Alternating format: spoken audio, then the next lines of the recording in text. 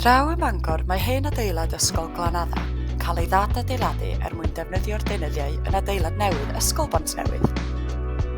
Dilyn egwyddorion yr economi gylchol, yn hytrach na dymchwel a gwastraffu'r holl deunyddiau, mae rheolwyr prosiect wedi ymestyn bywyd deunyddiau fel brics, llechi a'r trawstiau pren drwy ei glanhau i gadw eu cyflwr presennol a'i defnyddio mewn cyfuniad gwbl newydd.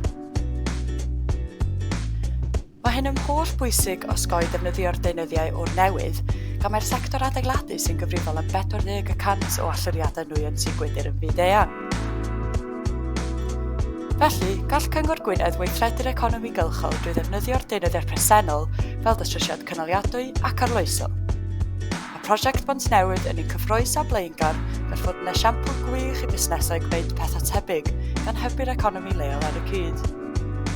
Pob lwc i adeiladwyr Ysgol Cynaliadwy Bontnewydd.